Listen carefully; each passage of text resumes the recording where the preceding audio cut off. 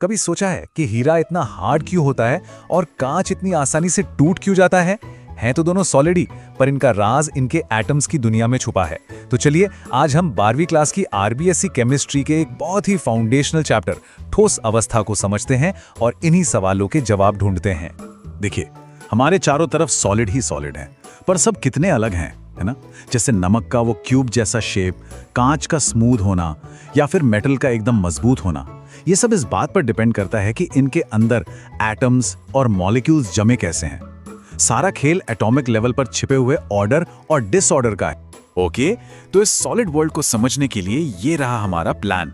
सबसे पहले हम देखेंगे कि सॉलिड्स के दो चेहरे कौन से हैं, फिर क्रिस्टल के अंदर झांकेंगे, ये भी समझेंगे कि एटम्स इतनी टाइटली पैक कैसे होते हैं, और फिर ये जानेंगे कि क्रिस्टल्स में जो कमियां होती हैं वो असल में कितनी जरूरी हैं, और आखिर में इन सब बातों को रियल वर्ल्ड प्रॉपर्टीज से जोड़कर देखेंगे। तो चलिए शुरू करते हैं। देखिए, एकदम बेसिक लेवल पर सॉलिड्स को हम दो बड़ी फैमिलीज में बांट सकते हैं, और ये डिवीजन इस बात पर होता है कि उनके पार्टिकल्स यानी कण अरेंज कैसे हैं। और यहीं पर इनका सबसे बड़ा फर्क साफ दिखता है। क्रिस्टलाइन सॉलिड्स को ऐसे समझिए जैसे डिसिप्लिन्ड सैनिक एक फॉर्मेशन में खड़े हों, एकदम परफेक्ट ऑर्डर में। वहीं दूसरी तरफ एमॉर्फस सॉलिड्स एक बेतरतीब भीड़ की तरह हैं, कोई पैटर्न नहीं, कोई ऑर्डर नहीं। चलिए अब थोड़ा और गहराई में चलते हैं और क्रिस्टलाइन सॉलिड्स की इस हाईली ऑर्गेनाइज्ड दुनिया को देखते हैं कि आखिर ये बनते कैसे हैं। तो देखिए, हर क्रिस्टल का जो बेस है, जो फाउंडेशन है, वो एक रिपीटिंग पैटर्न होता है। इसी को हम क्रिस्टल लैटिस कहते हैं। इसको ऐसे इमेजिन कीजिए जैसे कोई 3D वॉलपेपर हो, जिसमें एक ही डिजाइन बार बार रिपीट हो रहा हो।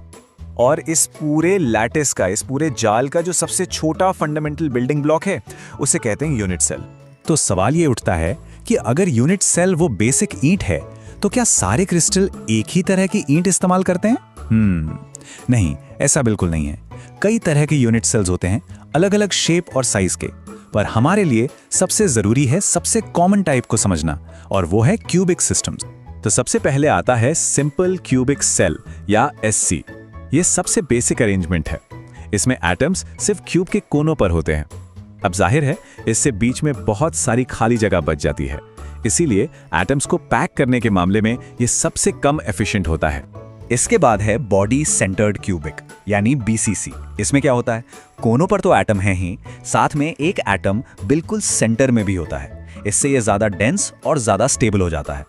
और फिर आता है फेस सेंटर्ड क्यूबिक या एफसीसी। ये स्फीयर्स को, मतलब गोलों को पैक करने का सबसे एफिशिएंट तरीकों में से एक है। कई कॉमन मेटल्स जैसे कॉपर, सिल्वर, गोल्ड, सब में यही स्ट्रक्चर मिलता है। तो हमने बात की कि एफसीसी जैसे स्ट्रक्चर्स बहुत एफिशिएंट होते हैं, पर ये इतनी अच्छी पैकिंग होती कैसे है? चलिए अब इसी को समझते हैं कि नेचर इन एटम्स को इतनी टाइटली कैसे पैक करता है कि कम से कम जगह खाली बचे। ये ना एक logical step by step process है।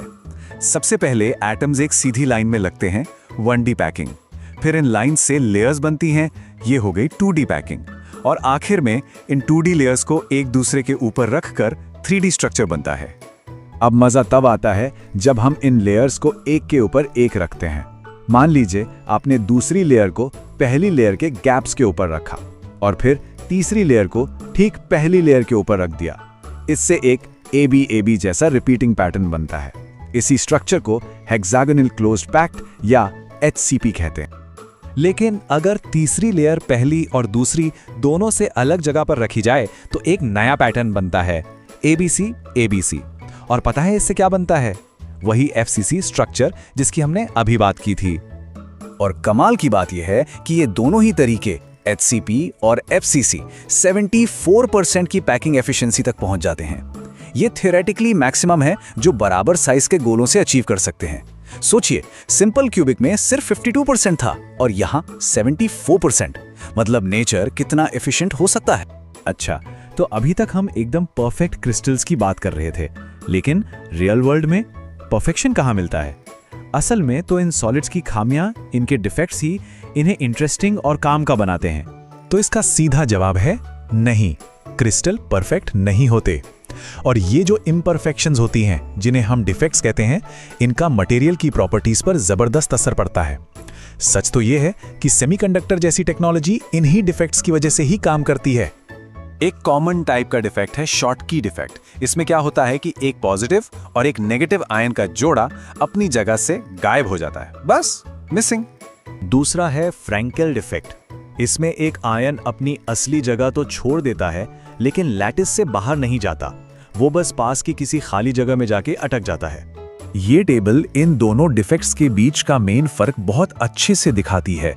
बस एक बात याद रखनी है, शॉटकी में एटम्स गायब हो जाते हैं तो डेंसिटी कम हो जाती है। फ्रैंकेल में एटम बस अपनी जगह बदलता है तो डेंसिटी पर कोई फर्क नहीं पड़ता। तो अब सबसे जरूरी हिस्से पर आते हैं। ये सब कुछ जो हमने पढ़ा, स्ट्रक्चर, पैकिंग, डिफेक्ट्स, इन सबको रियल वर्ल्ड प्रॉपर्टीज से कैसे जोड़ें? मतलब वो प्रॉपर्टीज जिन्हें हम असल में देख सकते हैं और इस्तेमाल कर सकते हैं। इसका एक बेहतरीन एग्जाम्पल है सॉलिड्स की मैग्नेटिक प्रॉपर्टीज। ये पूरी तरह से इस पर डिपेंड करती हैं कि एटम्स में इलेक्ट्रॉन्स कैसे अरेंज्ड हैं।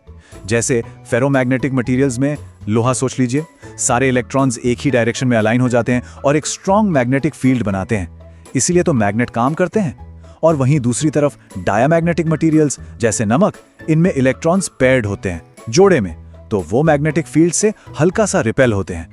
सारा खेल एटॉमिक लेवल पर स्ट्रक्चर का ही। तो ये सब हमें एक बहुत बड़े सवाल पर लाकर खड़ा करता है। अगर हम सॉलिड्स के एटॉमिक ब्लूप्रिंट को समझ सकते हैं, तो क्या हम दुनिया की बड़ी-बड़ी चुनौतियों को हल करने के लिए बिल्कुल नए मटेरियल्स नहीं बना सकते? इस केमिस्ट्री को समझना सिर्फ एग्जाम पास करने के लिए नहीं है, ये भविष्य को बनाने की कुंजी है।